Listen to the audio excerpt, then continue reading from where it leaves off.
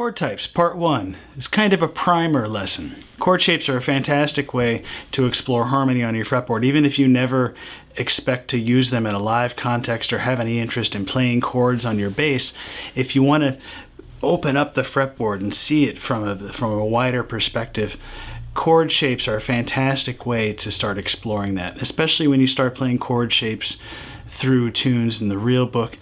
Further lessons, we're going to get into inversions, extended chord types, voice leading, all kinds of really interesting ideas that start to just kind of open things up for you. But for right now, we're going to focus on 4-string chord shapes. First, I'm going to talk about chords that span the space of 3 strings. And then we're going to talk about the same type of chord types using the lower E, D, and G strings, so we have more of a spread. I call these 4-string shapes, even though we're still only playing 3 notes, because they span 4 strings. Later on, we'll get into extended range basses with 5 and 6 string shapes. Things really start to open up there a little bit. But let's talk about how to come up with your chord shape. For root position chord shapes, meaning the root is in our bottom note, I like to focus on root, 3rd, 7th. The 5th is usually pretty static, like a power chord. So we don't, it can be a nice way to thicken up a chord, but unless that 5th is altered, I tend to not bother with it. I just focus on the 3rd and the 7th, which are the notes that really dictate what the harmony is doing. So if we look at our major scale shape, let's say A major scale on the 12th fret from our A string, and I'm going to play all of these further up on the fretboard because of the range of our instrument. The higher up we go, the more melodic they sound. Down here, they sound kind of cool, but they can get pretty muddy pretty quick. Up here, it rings a little more purely, and we can really hear what's happening. So if we think of that major scale, I'm going to play the root, 3rd, and 7th of that scale at one time. We get a nice major 7, in this case an A major 7 chord, what I call a 3-string shape, A major 7 chord. Now, in the other lessons, I've talked about how chords are constructed. If we go through all of the different chord types, I'll focus on 6 chord types. A major 7, A dominant 7, 1, 3, flat 7. So we just take that top note, drop it a half step, we get an A7. Now if we drop our 3rd, we get an A minor 7.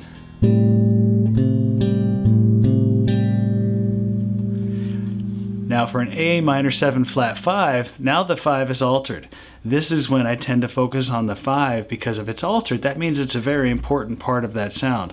So in this case, I'll actually ditch the 3rd and play the 5 instead. So I'll play root, flat 5, flat 7 for an A minor 7 flat 5. It's actually kind of a mirror image of the dominant shape.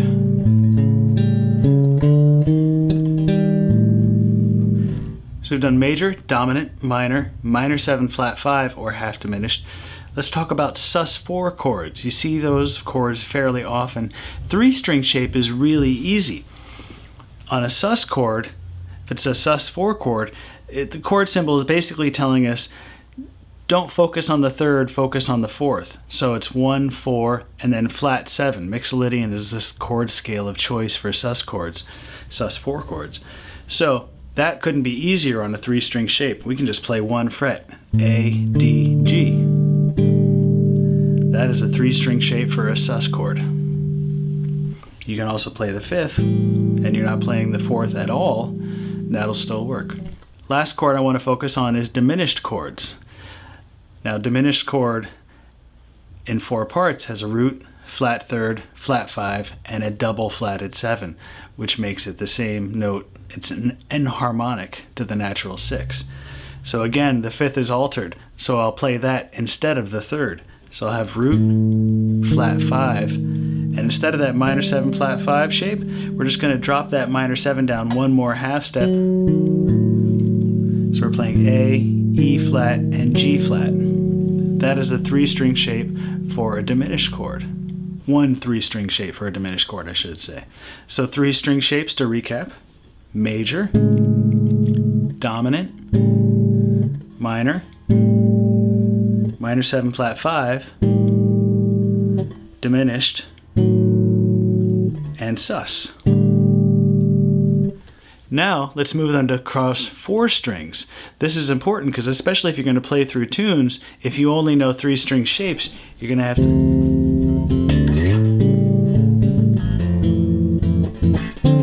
you're going to be jumping up and down the fretboard. Once we have 3 and 4 string shapes, we can stay in one position.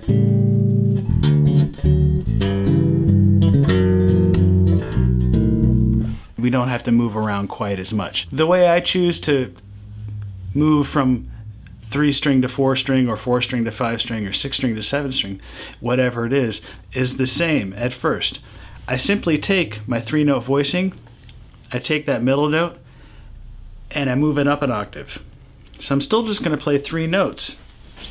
But now, let's move to the 12th fret E string. So if I play my E major 7 shape, just like the A major 7, now I'm going to take that G sharp, that 3rd, and instead of playing it here, I'm going to play it an octave up. I'm not going to play both of them because it's unnecessary. It just muddles the chord. I'm going to take it and move that octave up there, but still play my root, major 7, and then that 3rd on top. E major 7, 4-string shape. Now we can go through the same methodology to discover those other shapes. Flat to flat 7, still with a major 3rd on top. Flat that, we get a minor 7 shape. Minor 7 flat 5, 5 is altered, let's play that instead of the 3rd. Find that 3-string shape, take that middle note, that flat 5, replace it with the octave. Now we get a 4-fret span. This is the first time we've done this, but that's a nice kind of spread shape, especially on a bass guitar. The more spread you get, the more open and interesting the chord sounds. This is kind of true generally, but especially on a bass because it's just so low.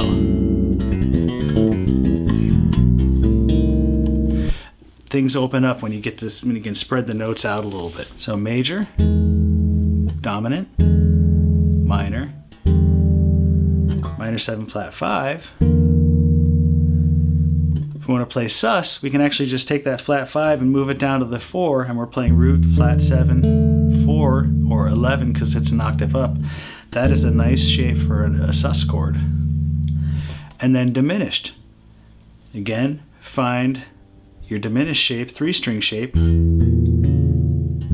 root, double flat 7, flat 5 on top, that works.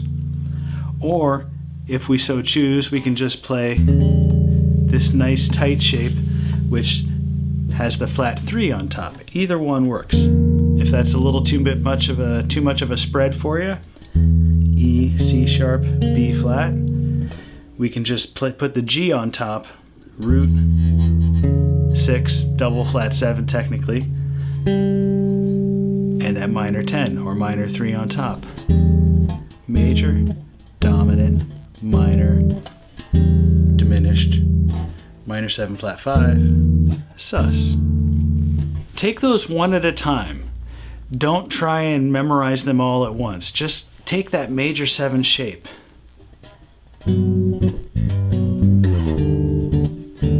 Move it around.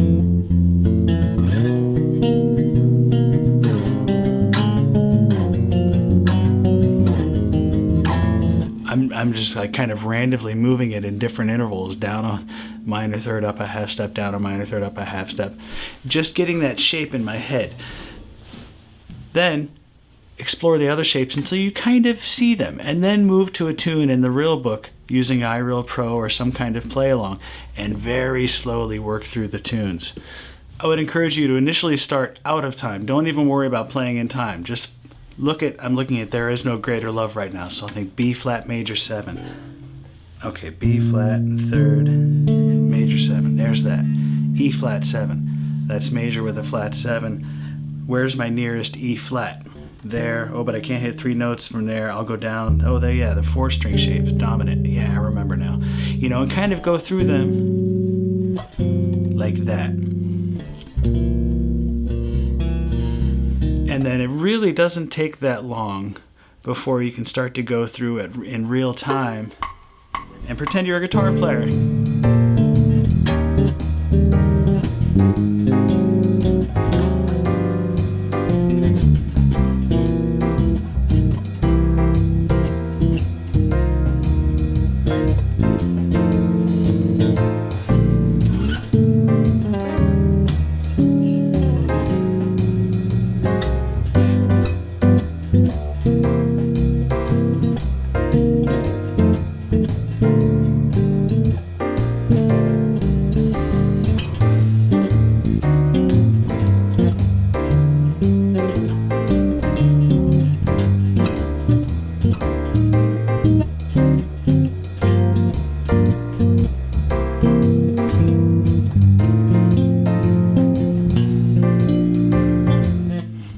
into some other shapes there and other ideas. We'll get into inversions and how to really start actually comping through changes.